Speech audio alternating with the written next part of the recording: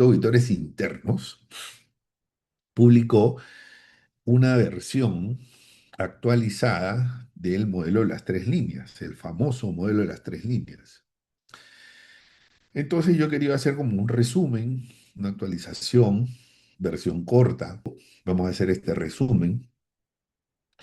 ¿Qué pasó y qué nos están proponiendo ahora? ¿O cuál es el enfoque de la nueva versión? Entonces, esta vendría a ser como la tercera versión del modelo. Inicialmente se llamaba el modelo de las tres líneas de defensa, inicialmente. Después, en el año 2020, se cambió simplemente al modelo de las tres líneas, ¿no? Porque no hay una razón para considerarlo como un modelo defensivo. Más bien es un modelo proactivo. Y este año se ha mantenido el nombre, se ha mantenido, las líneas como tal se mantienen, pero el enfoque sí ha cambiado un poquito. Vamos a entrar en detalle. Bien, entonces, para poner en contexto, por si hay personas que de repente no están muy bien familiarizadas, eh, esto se viene usando hace mucho tiempo, desde inicios del 2000, ¿no?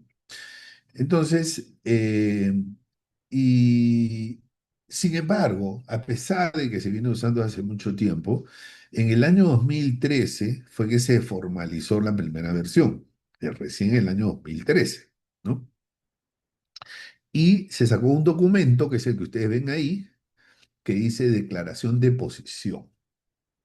Las tres líneas de defensa para una efectiva gestión de riesgos y control. Muy bien. Rápidamente el documento se convirtió en una referencia mundial.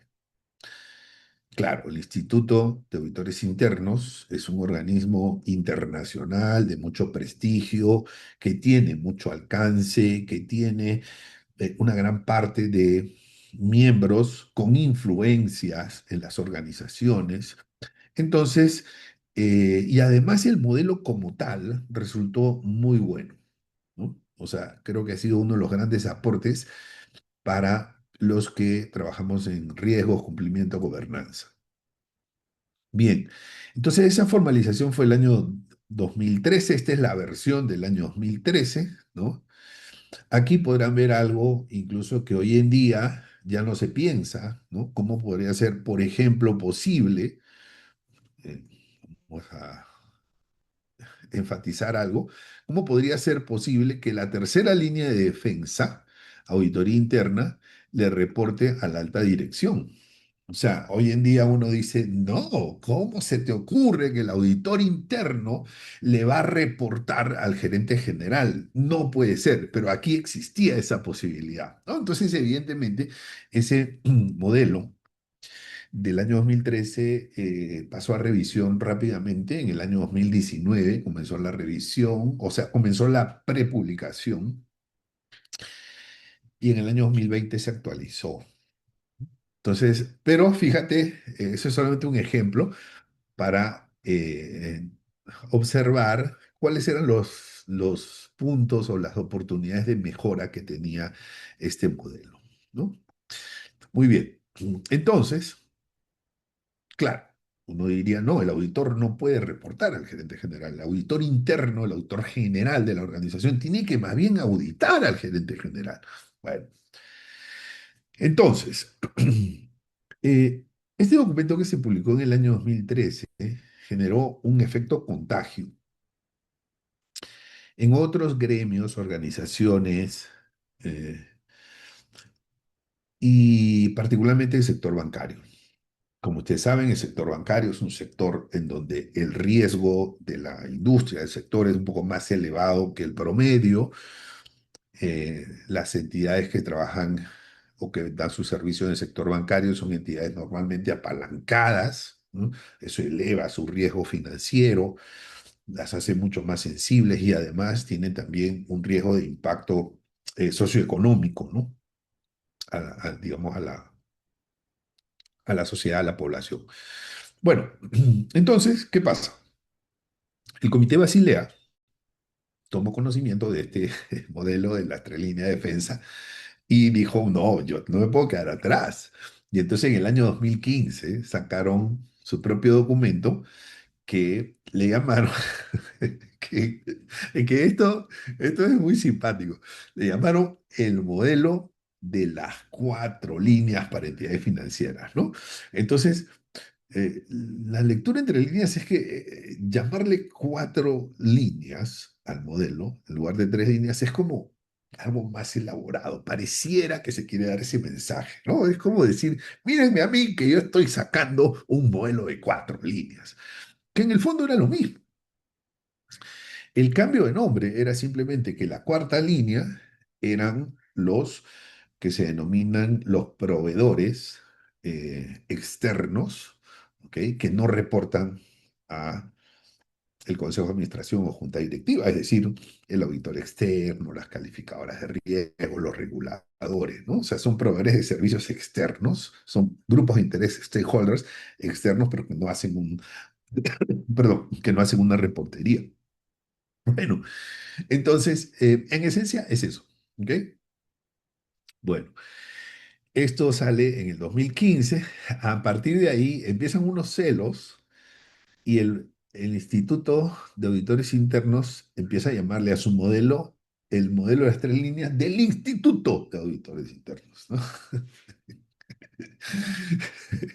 Y entonces en el año 2019 eh, sale la prepublicación de lo que es la segunda versión, ¿no? O sea, yo hice una observación. No sé si me hicieron caso o no, pero la modificaron. O sea, mejor dicho, no sé si fue por mí, ¿no? Que yo mandé mi correíto electrónico, como cualquier mortal, mm, y era la reportería de la segunda línea, donde está la unidad de riesgos. Debería ser reporte directo al Consejo de Administración, Junta Directiva. Y en la versión del 2019 no aparecía así. Aparecía reportando a la gerencia general. Entonces, se estaba cometiendo un error parecido a la versión 2013 con autoría interna. Pero cuando sale la versión final, se estableció que en primera instancia debía reportar a la gerencia general, pero que bajo ciertas circunstancias podría reportar directamente al consejo, ¿no? Esas ciertas circunstancias, evidentemente, aplican para entidades reguladas, para entidades bancarias, ¿no? Bueno, perdonen. Entonces, se hacen una serie de observaciones. El Instituto de Auditores Internos le pide al mundo que dé sus observaciones. Yo di ese pequeño comentario o sugerencia, ¿no? Bueno, no puedo decir que fue recibido, ¿no? O sea, puedo decir que finalmente esa observación fue subsanada. No sé si, es más, no sé si habrán leído mi mensaje. Yo creo que sí, pero bueno, se puso el sustento, obviamente, ¿no? Entonces, se publica en julio de 2020, en plena pandemia, se publica la segunda versión de este modelo de las tres líneas. Y miren el nombre, ¿no? Aquí uno tiene que poder leer, o sea, entre líneas lo que eso significa, ¿no? Mira lo que significa. Dice, el modelo de las tres líneas del Instituto de Auditores Internos. Y debajo, una actualización de las tres líneas de defensa. Y nunca más le volverán a llamar tres líneas de defensa. En ese título donde dice una actualización de las tres líneas de defensa, ahí tenemos la última vez que usaron el término tres líneas de defensa. Después de ahí, nunca más. Tres líneas, simplemente tres líneas. Bien, entonces, y fíjate, ¿no? Del IIA, ¿no? Del Instituto de Auditores Internos, por sus siglas en inglés. O sea, bien clarito, como quien dice, nosotros somos los autores intelectuales de este modelo. Así que háganos caso a nosotros. Y de verdad, son los autores intelectuales, hay que felicitarlos, hay que agradecerles también porque han hecho un aporte importantísimo para la construcción de modelos de gobernanza más eficaces, ¿no? Bueno, Entonces era este modelo, ¿no? Y ahí está lo que te digo, ¿no? Que la observación que yo hice fue esta, ¿no? ¿Cómo puede la segunda línea, da riesgos, reportar a la alta dirección o a la gerencia general? No debería, esto debería ser así. ¡Pa! ¿Mm? Esa fue mi observación. Bueno, tenemos que esperar la siguiente, dentro de 6 años, 7 años, para seguir observando lo mismo. Bueno, entonces, eh, este modelo es muy simple. Primera línea, los que hacen negocio y apoyan a los hacedores de negocio se llaman tomadores de riesgo y son los responsables de la gestión de riesgo. ¿Qué? Sí, son los responsables de la gestión de riesgo. Se decía ya desde el año, aquí está, responsables de la gestión de riesgo. ¿Quiénes? Primera línea. O sea, que el negocio es responsable de la gestión de riesgo, sí, absolutamente, son los responsables. Y la segunda línea, entonces, ¿para qué existe? ¿Para qué existe la unidad de riesgos o la unidad de cumplimiento? ¿Para qué existen entonces? Mejor las sacamos, las quitamos. Existen para asesorar, apoyo con su experiencia, sus conocimientos, su entendimiento del riesgo, para apoyar, para asesorar, para guiar, ¿no? Para eso están. Pero los responsables, primera línea. Entonces, esa es una de las partes, esa es una de mis partes favoritas, ¿no?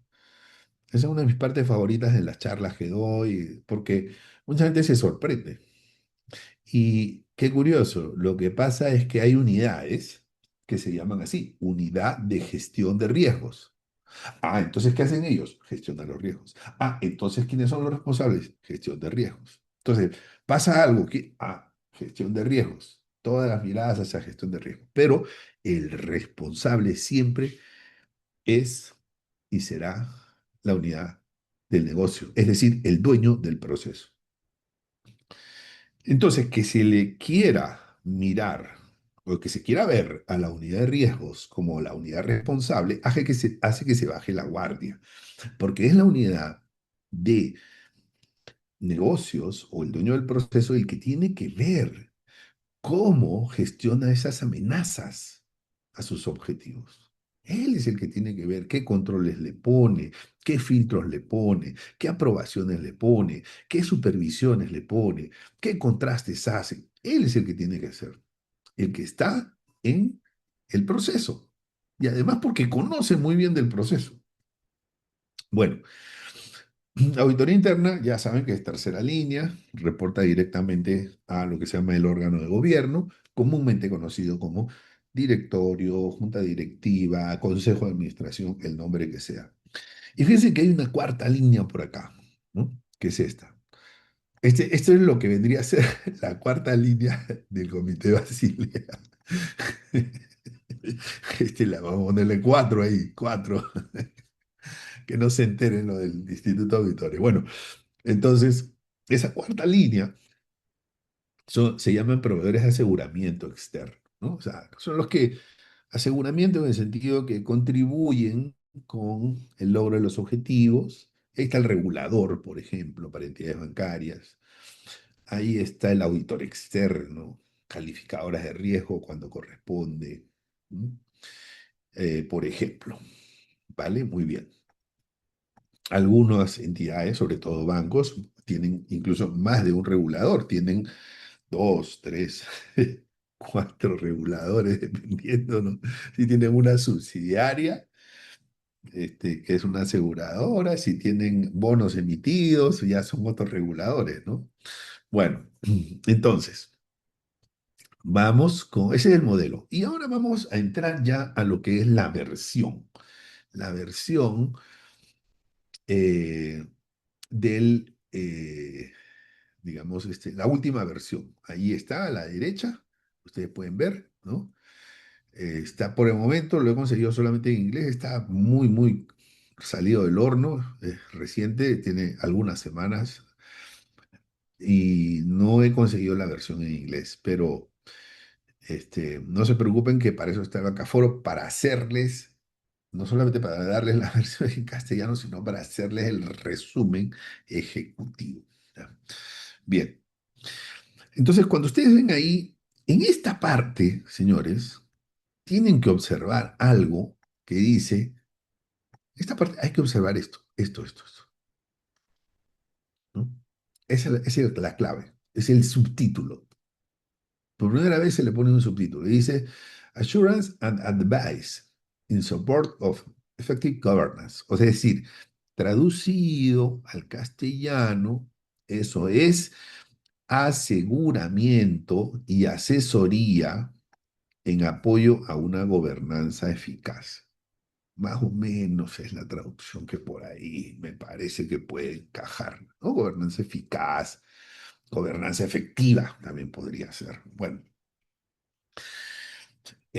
asesoría también podría ser asesoramiento, ¿no? Pero más o menos es.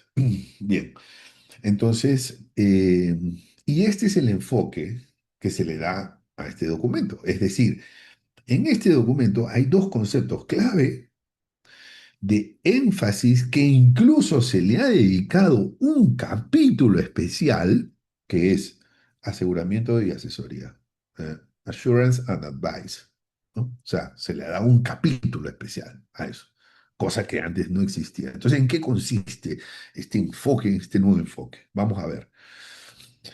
Hay diferencias, ¿no? Hay diferencias. Lo primero es que conceptualmente, en cuanto a la estructura, el modelo estructural no ha cambiado. O sea que el modelo sigue siendo esto que están ahí, ustedes viendo. O sea, esta es la estructura del modelo. Eso no ha cambiado. ¿Ok? O sea, no. Pero hay un enfoque diferente. Bueno, entonces, se cambia el énfasis. Antes, el modelo del 2020 se preocupaba en el qué. ¿Qué hace la primera línea? ¿Qué hace la segunda línea? ¿Qué hace la tercera línea? ¿Qué hace el órgano de gobierno? Y ahora ya no se enfoca tanto en el qué, se enfoca en el cómo. ¿Cómo le agregamos valor a la organización? ¿No? ¿Cómo procuramos un mejor aseguramiento y asesoramiento? ¿No? O aseguramiento y asesoría, como lo hemos llamado. ¿Ok? ¿Cómo mejoramos la toma de decisiones del Consejo de Administración? ¿Cómo? O sea, ¿por qué? Porque mi percepción, mi entendimiento, mi lectura es que el Instituto de Auditores Internos tiene claro que el modelo ha madurado. Entonces, si el modelo ha madurado, ya hay que pasar de decir esto es lo que tiene que hacer la primera línea a cómo la primera línea contribuye. Bien, entonces, hay algunas diferencias, ¿no? En cuanto al objetivo. En el 2020 nos enfocábamos nosotros, o el modelo se enfocaba en los roles y ahora se enfocan en el cómo. Y eso hace de que se pase, ¿no? De un modelo organizacional, de funcionamiento organizacional, a un modelo de generación de confianza. Eh, es un progreso importante, me parece, con este modelo. O sea, cuando las organizaciones ya se dan cuenta por su madurez, ¿no? Que generar confianza es lo mejor que le puede pasar a una organización, generarla, o sea, crearla, desarrollarla y mantenerla, ¿no? Yo creo que ahí las organizaciones entran en una etapa de madurez importante, la cual es difícil, o sea, que aumenta sus probabilidades de sostenibilidad. Esa es la palabra clave. Y mucho más en el sector financiero, muchísimo más por razones que no es necesario detallar. Luego pasa de 6 principios, ¿ok? A 5 principios, pero no solamente es un cambio de número, también es un cambio de composición, de definición. Cuando ustedes vean el título de los, que se lo voy a poner más adelante, el título de los nuevos principios se van a dar cuenta, es otra cosa. ¿Ok? Bien. Eh, la independencia, o sea, se le da mucho énfasis a la independencia, sobre todo de auditoría interna. Pero esos mismos conceptos de independencia pueden ser aplicados también para unidades de segunda línea que tienen que ser independientes por razones regulatorias, ¿no? O sea, el mismo concepto, ¿no? Muy bien. Hay un enfoque importante en la independencia, se aumenta el enfoque en independencia y en salvaguardas, que son mecanismos a través del cual, digamos, se busca crear unos, vamos a decir, unas barreras, ¿no? Para reducir los conflictos de interés, para reducir, digamos, duplicidad de funciones, para reducir, digamos, ineficiencia finalmente en la organización, ¿no? Sobre todo en la toma de decisiones. La segunda línea, en el cuarto punto, la segunda línea, ¿no? Normalmente describe apoyo y monitoreo y ahora le recuerda algo que ya estaba, ¿no? En el modelo inicial, pero ahora se le da mucho más énfasis. Mira, ya no solamente es apoyo y monitoreo, ahora tú tienes que dar soporte, ¿no? Soporte, es como el soporte de TI, ¿no? Te falla la computadora, ¿qué haces? Llamas a TI, ¿no? Igual. Igual, pero con la gestión de riesgos. Mira, que estoy reportando este evento, estoy reportando este incidente. Y riesgos te dice, te doy estas recomendaciones. ¿Cómo funciona digamos, esta matriz? ¿Cómo hacemos esta valoración? Entonces, la unidad de riesgos te da el soporte. ¿Ok? Oye, mira que no me sale porque ahí me sale el riesgo un color rojo, pero yo no lo siento así. Entonces, el riesgo viene, te asesora, te hace razonar, te ayuda al entendimiento, ¿no? Entonces el soporte, la asesoría, ¿ok? La asesoría. Tiene que, y se le, digamos, en este documento se le da un rol importante a la segunda línea de asesoría. Eh, o sea, no solamente es decir, bueno, es que ahora tú tienes que ser asesor, pero es que ser asesor no es fácil. No basta con tener conocimiento. Hay que saber ser asesor. El que es asesor, el buen asesor, no te dice lo que tú tienes que hacer. Ese es un mal asesor. Pero Ernesto, si estoy recurriendo al experto, es para que me recomiende algo. Sí, sí, pero de otra manera. El buen asesor te va a decir, estas son las opciones. Dos opciones, tres opciones, cinco opciones, ¿no? Tres es ideal. Te va a dar las opciones. Te las va a describir. Te va a hacer un análisis de causas-consecuencias. Te va a dar las opciones y luego te va a explicar los pros y contras de cada opción y va a dejar que tú decidas. Eso es lo que hace el buen asesor. No el que te dice, tú tienes que hacer esto. No, porque si le das el poder de decisión, o sea, pues mejor que se quede en tu puesto, ¿no? Ya. Porque a la hora que vengan los problemas, él no va a asumir la responsabilidad. Entonces, el buen asesor te da la información sobre la base de conocimiento especializado, de experiencia, para que tú tomes en función a tu apetito de riesgo, en función a tu conocimiento del proceso, para que tú tomes la decisión que tienes que tomar, ¿vale? Entonces hay que saber ser asesor. Esta es una buena charla que podemos hacer para la segunda línea, específicamente la segunda línea, ¿no? Porque la decisión la tienen ellos. ¿Tú cómo quieres? ¿Que tengan la responsabilidad? No, pero la decisión no la pueden tener. No, claro. Es que tienes que darle la responsabilidad y tienes que darle la decisión, pero claro, como asesor le das las opciones. No le dices. ¿Ok? Bien. El challenge, o sea, el desafío. Eh, Ese es un término nuevo que se usa aquí, que es desafiar a la primera línea. Mira, esta es tu hoja de ruta, ¿no? Como cualquier entrenador que nos dice, mira, Si me están entrenando en un deporte o me están entrenando en una habilidad, me dice, bueno, hasta aquí llegamos y ahora te toca a ti hacer esta tarea. Entonces, ese es el challenge. Y hacerles revisiones temáticas. Es decir, en pocas palabras, capacitaciones, ¿no? Por enfoque, por ejemplo, riesgos emergentes, o por herramientas también, matrices de riesgos, en fin, culturización. Bien, entonces en el fondo hay una estrategia aquí. O sea, es mucho más estratégico el rol de la segunda línea. Tercera línea, en el modelo antiguo, estamos ya en el número 5, ¿no? En el modelo antiguo, en la auditoría interna, pues aseguramiento independiente. Y ahora se enfatiza en aseguramiento, asesoría y la integración del aseguramiento. Tres roles para la auditoría interna.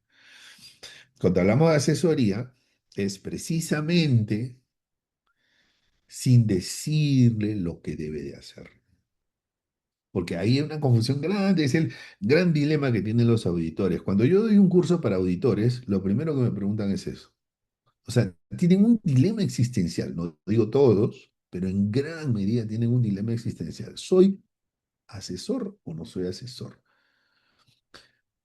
Y la respuesta es que sí hay una responsabilidad de asesorar, pero lo que pasa es que hay un entendimiento de la asesoría tal vez un poquito equivocado, tal vez pensando en que la asesoría es, el asesor es el que te dice lo que tienes que hacer y el auditor no puede hacer eso, no puede. El asesor es el que te da las opciones.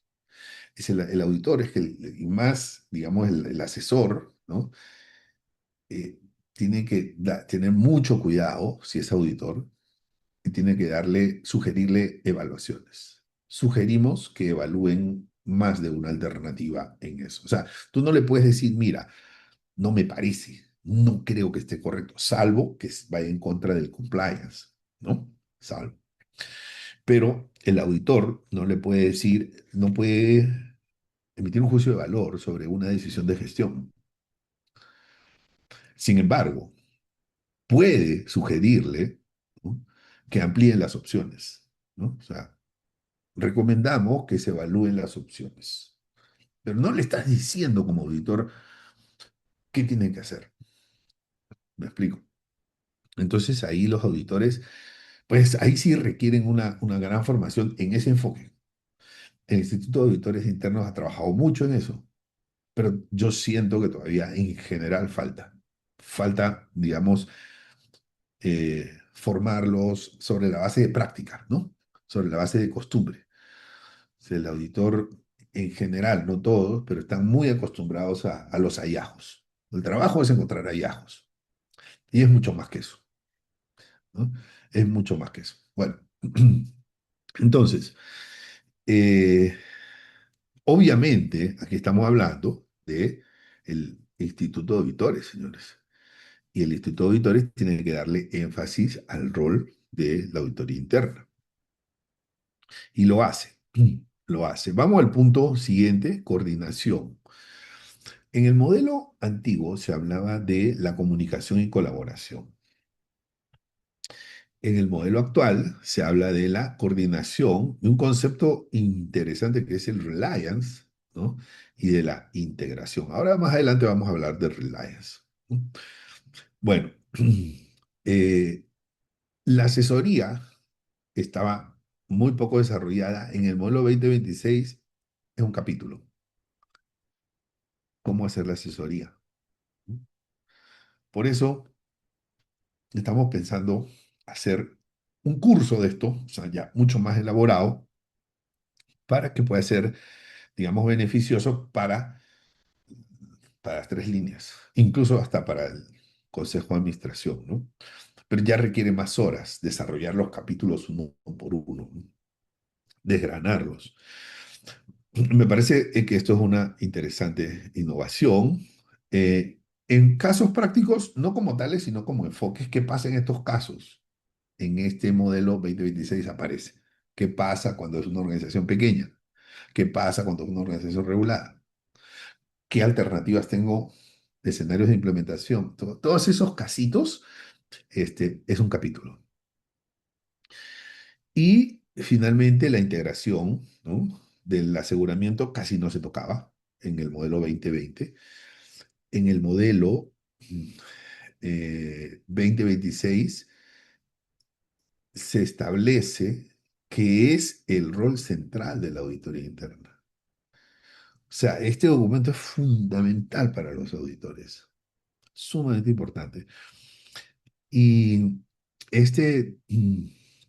¿por qué? Porque digamos, te está diciendo el Instituto de Auditores Internos que tu rol central es la integración del aseguramiento. Ahora, yo voy a dar mi opinión. Esa integración no tiene que ser necesariamente un rol de auditoría interna. Puede ser un área independiente. Gobierno corporativo, gestión de riesgos, compliance, ¿no? Y este es un nuevo enfoque, o sea, lo que el documento te dice, mira, ya por favor dejemos de estar teniendo comités donde se presentan PowerPoints, no te lo dice directamente, ¿no? Esa es mi lectura y te lo digo coloquialmente.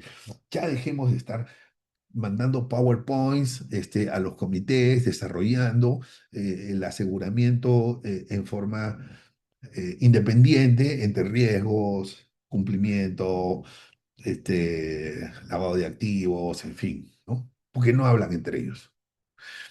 Te dice, hablemos de un aseguramiento integral, integral, ¿no? Y en ese aseguramiento integral, estamos todos contentos, tiene que haber un coordinador, claro, el Instituto de Auditores Internos te va a decir, ah, los auditores tenemos que tener ese rol. En mi opinión, no necesariamente. Obviamente sí, alguien tiene que tener ese rol, ese liderazgo, esa responsabilidad, pero no tiene que ser el instituto, no tiene que ser el auditor interno, ¿no? Claro, ellos te lo venden como que tiene que ser, ¿no? Pero es que es el gremio y se entiende que cada uno jala para su molino, ¿no? Como decimos en lenguaje coloquial. Ahora vamos a pasar a ver 10 puntitos de diferencias, pero antes de eso, yo quisiera compartirles un video, ¿ya? Tengo un video que voy a compartir por aquí, déjame ver. eh, Quiero compartirles un video. ¿Dónde estás? ¿Dónde estás? Aquí está, ya. Me parece muy interesante porque mucho de este tema, o sea, me parece interesante para poder aterrizar, ¿no? Ustedes saben que mi especialidad y lo que a mí me encanta y me fascina es agarrar los temas complejos y ponerlos en lenguaje coloquial sencillo, ¿no? Con ejemplos, con metáforas, con historias, ¿ok? Entonces vamos a hacer algo así. Vamos a, ya que estamos en época de mundial, vamos a hablar un poquito de fútbol, pero de una parte muy pequeñita del fútbol, que es la táctica del fútbol, ¿ok? El deporte, fútbol o cualquier otro, se parece mucho a, digamos, el desarrollo de los negocios. Tienes un competidor, tienes objetivos, puede que alcances esos objetivos o no, estás luchando todos los días, estás sufriendo hasta el último minuto del cierre del partido, del cierre fiscal, o sea, son muy parecidos, ¿no? Todos quieren ser campeones, todos quieren ser los mejores, o sea, es muy parecido. Y todos tienen una fanaticada ahí que está detrás presionando, ¿no? La presión existe en el fútbol, en los negocios, entonces, y en ambos casos es estrategia, táctica y operaciones. Entonces, voy a tomar una escena de algo que pasó en un partido de fútbol de la selección de Argentina, que es una conversación entre un jugador que se llama Leandro Paredes y el entrenador Scaloni, en donde el jugador le, digamos, le da una retroalimentación acerca de una situación táctica que estaba pasando para que el entrenador tome la decisión. O sea, le da la información, que es un poco lo que hacemos cuando presentamos al comité, llevamos algo al comité, le damos información y quien decide finalmente es el comité, ¿cierto? Bueno, es más o menos parecido. Pero A partir de este caso, vamos a hacer como una, eh, vamos a tomarlo como caso de estudio y para una referencia. Vamos entonces con este famoso video. Se hizo muy viral este video, ¿no? Y me gustó para tomarlo como ejemplo de, este, listo, aquí lo he tomado de una página de las redes sociales. Dice, espérame, espérame. Abajo, para acá. Mira el central de... A ver. Entonces, en el intermedio, en ese tiempo que hay de hidratación, esa cosa rara que se han inventado, él llega y le da la información táctica. Le dice que algo está pasando en el partido, ¿no? Al que tiene que tomar la decisión. Mira, ¿Con el 10? No, me queda a la derecha. Cuando sale el central... izquierda? No, para acá. Mira el central de ellos. Se abre acá. Pero ahí juega el 9. Ahí sí, ahí se atropello. Pero si no es marcador tuyo. Por eso, porque hay el 9 ahí, al lado mío que es de ellos. ¿Entiendes lo que te digo? Sale el central y yo me muevo por acá. El medio es mío. Sí, sí. Pero al abrirme a la derecha, yo no tengo control del juego que armemos. Pero dejarlo al 9 contra el central cuando tengas la pelota. Porque él no se va donde yo estoy. Se va del otro lado. Pero cuando pasó lo del 9 acá hace rato, ese sí es más grande. Se queda entre los centrales. ¿Vos necesitas que lo saquemos más acá? No, no, que lo saque un central. Sí, sí, pero ¿qué necesitas? ¿Otro central? Y que un central se quede solo con él. Bueno, ponemos otro, ya está, ya está. listo. Eso es. Dos cositas importantes de este video. Esto pasó en el partido contra Suiza. Ganaron el partido, obviamente. Lo primero es que los roles están bien definidos. Tal vez algunos de ustedes saben de fútbol, otros no saben de fútbol, pero fíjate que ellos tienen muy claro los roles, ¿ok? Eso es versión 2020. Los roles es el 9. El 9 tiene un rol. El 9 no es el que lleva la camiseta número 9. No, no, no, eso no es el 9. No, de repente sí, ¿no? El 9, porque al final se puede poner cualquier número en la camiseta. El 9 es el delantero central que está siempre, que su rol principal es estar al centro del área y es el dueño del área. Ese es el 9, ¿ok? Lo que era en su época Batistuta, ¿no? Lo que era, digamos, lo que es Harry Kane, ¿no? O sea, el 9 es el delantero central, o sea, el que está, no importa qué número lleva, ¿no? Entonces, el central es el volante central. El volante central es el que se mueve al centro y que tiene como principal función quitar y pasársela a uno de la ofensiva, que puede ser el 9 o el 11 o, o- o el falso 11 o el que sea, ¿no? Entonces ahí ya estoy hablando un poquito de roles. Entonces, queda claro en ese video que todos sabían, o sea, entre ellos, ¿no? Sabían cuáles son los roles. Ellos tienen muy claro cuál es el 9. ¿Qué hace el 9? ¿Quién es el 9? ¿Quién es el central? ¿No? Se nota los roles y las responsabilidades, porque hay un momento en que Leandro Paredes le dice, el medio es mío, le dice. El medio es mío, le dice, ¿no? Así con el acento. El medio es mío, ¿no? Pero si yo me muevo para acá, ¿no? Entonces, ¿qué pasa? Lo que pasa es que si me muevo para acá, pierdo el control, ¿no? Entonces, saben la responsabilidad que implica ser un central, ¿no? O sea, eres el dueño del terreno. Ojalá dijeran eso lo de la primera línea. El proceso es mío, los riesgos son míos. Ojalá. Bueno, entonces, qué interesante, porque aquí en esta conversación hay algo más. Ya están claros los roles. Eso es modelo 2020. ¿Qué hace cada uno? Eso es modelo 2020. En el modelo 2026 es algo más. En el modelo 2026 es el cómo. ¿Cómo hacemos para que teniendo claros los roles alcancemos los objetivos? Ese es el modelo 2026. Y entonces esa conversación viene, hace un cambio, entra el otro central para reforzar la parte central, ¿no? El apellido Otamendi, y le dice, ya está, que entre Otamendi, ¿no? Entra, gana el partido, ¿ok?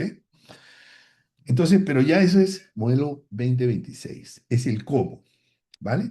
Entonces, con esa pequeña comparación o analogía, metáfora o como querramos llamarla, vamos ahora con los elementos más saltantes del informe.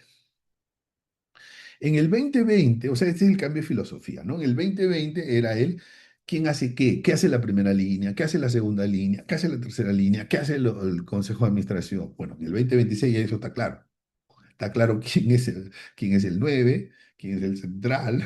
O sea, ¿me explico? Eh, y se pasa a la pregunta siguiente, ¿no?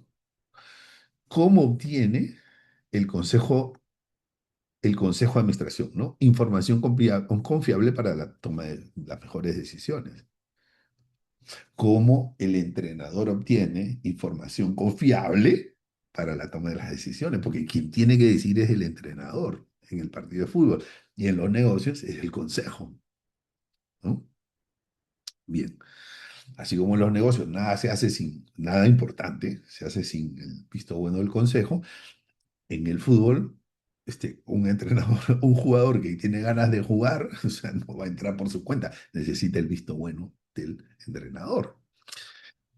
Entonces ahí se habla pues de lo que es el assurance y el advice, ¿no? Aseguramiento, asesoría, ¿no? Dos conceptos que ahora vamos a ver también. Número dos, se pasa de la gestión de riesgo a la gobernanza basada en información. Y en ese pequeño video futbolístico que nosotros veíamos, ¿no? La gobernanza eh, sí está basada en información. La gobernanza es la toma de decisiones en pro o en la búsqueda del logro de los objetivos, ¿no? La toma el entrenador, pero se basa en una información del propio jugador que le está diciendo su lectura personal de lo que está sucediendo en la cancha, ¿no? Y además es un video de liderazgo. O sea, el líder tiene que hablar, el líder tiene que decir. El jugador es un líder porque tiene la obligación de decir y lo dice de buena manera. El entrenador tiene que aceptar, es un líder, porque el líder tiene que aceptar que se puede equivocar. Y el líder tiene que hacer lo que hacen, lo que deben hacer los directores y los miembros del consejo, que es preguntar, saber preguntar. ¿Te das cuenta que le dice, entonces, ¿qué hacemos? ¿No? ¿No? Ponemos otro central, le dice, le pregunta. Entonces, si te das cuenta, si tú ves ese video nuevamente, vas a ver que el entrenador le hace preguntas, preguntas, preguntas. Los señores del consejo tienen que hacer preguntas, preguntas, preguntas. ¿Ok? Bueno, entonces, eh, en la versión 2026 los objetivos se amplían a la generación de confianza y las decisiones de estrategia, ¿no? El directorio o consejo de administración pasa de ser el que toma decisiones de control, supervisión, monitoreo, a ser un órgano que decide sobre base de información confiable, balanceada, ¿no? Los dos lados de la moneda, e integrada, no aislada, porque comité de auditoría decide por acá, el comité de cumplimiento por allá, prevención del lavado por allá, riesgos por allá. Entonces, y ahí es donde este modelo te habla de lo que se llama el aseguramiento integrado. Bueno, la versión 2020 mira los principios, que eran seis, ¿no? Gobierno, roles del órgano de gobierno, primera y segunda línea, tercera línea, independencia, creación y protección de valor. Pero tú lees los títulos nada más del segundo, digamos, de la última versión de los principios, que ahora son cinco. El directorio establece el propósito del apetito de riesgo. Qué fuerte ese principio, porque el directorio se refiere al consejo de administración, ¿no? O sea, porque, a ver, pasa es que el propósito no es muy fácil de definir en las organizaciones. Y si lo defines, es muy difícil llevarlo al día a día de la organización. Que todos los colaboradores sepan cuál es el verdadero propósito. O sea, eso no es fácil. Este es un objetivo bien ambicioso, pero en buena hora. Me parece muy bien, ¿no? Y el apetito de riesgo. O sea, ya te están poniendo las cosas bien claras. Y cuando hablamos de definir el apetito, es, o de establecer el apetito, es cuantitativo, no cualitativo. Ojo, dos. Tenemos un curso de apetito también, si quieres. Bueno, la supervisión depende de información confiable y equilibrada. El principio es mucho más claro, no lleva un título vago. Ya tú nada más leyendo ese principio ya te imaginas de qué viene, ¿no? Tres, el directorio define responsabilidades. Cuatro, la existencia de fuentes independientes de aseguramiento genera confianza. Claro, esa es la palabra clave, confianza. Cinco, la asesoría complementa el aseguramiento. O sea, si antes se hablaba de que el auditor procuraba el aseguramiento, ahora se habla aseguramiento y asesoría. Aseguramiento con énfasis y asesoría como un tema adicional también enfatizado. Entonces, en la versión 2020 se hablaba de aseguramiento, ¿no? General. En la versión 2026 se habla de las dos cosas, assurance and advice, ¿no? El assurance es un poquito más básico, ¿no? Si el control funciona, si es efectivo, si cumple los requisitos, si es eficiente también puede entrar ahí. Y el advice o asesoramiento responde cómo podemos mejorar. ¿Cómo esto puede ser mejor? Se está considerando los riesgos emergentes. ¿Cuáles podrían ser? ¿No? ¿Cuáles son las opciones de la organización? ¿Ok? ¿Cuáles son los pros y los contras de esas opciones? Entonces, el rol del auditor interno a partir de este documento va a cambiar muchísimo, muchísimo, en mi opinión. Bueno, en y es lo que les decía, ¿no? Deja de ser un mero auditor revisor y, digamos, facilitador de hallazgos. No. Antiguamente, en la versión anterior, se hablaba de que el auditor asegura, informa, recomienda, y ahora se habla de que integra el aseguramiento, coordina otras funciones, aporta visión sistémica, facilita mejores decisiones, ¿no? Ya en el borde con lo que es las funciones de gestión, ¿no? O sea, en el borde, en mi opinión, en el borde. ¿No? Nada más que las organizaciones tienen que saber dejar claros los límites, hasta dónde puede ir el auditor, ¿ok? Mientras más cerca del límite, mejor, pero sin que se pase, que ahí sí resulta un desastre. Entonces el documento incluso dice que auditoría interna puede actuar, ¿no? Como, o sea, es más, implícitamente lo recomienda, ¿no? Integrador de aseguramiento, Integrator of Assurance, ¿no? Esa es una expresión nueva, por primera vez que yo la veo, nunca la había escuchado. Bueno, siguiente, punto 6. Independencia era un documento que se mencionaba, pero no tenía mucha importancia en el documento 2020.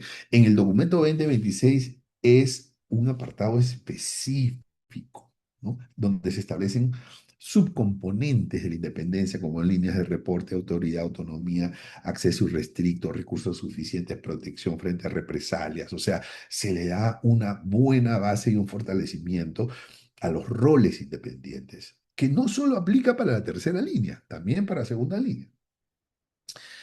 Y aparecen las famosas salvaguardas, ¿no? Aprobación del directorio, revisión. O sea, ¿cómo saber si tiene o no tiene conflicto de interés? Lo sometes al directorio y que el directorio lo apruebe, ¿no? Revisión independiente, asignación documentada de funciones, comunicación de amenazas, ¿no?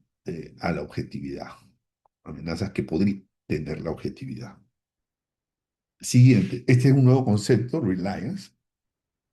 Antiguamente se hablaba de coordinación, comunicación, colaboración, ahora se habla de el reliance, que es la confianza razonable en el trabajo realizado por otras funciones de aseguramiento.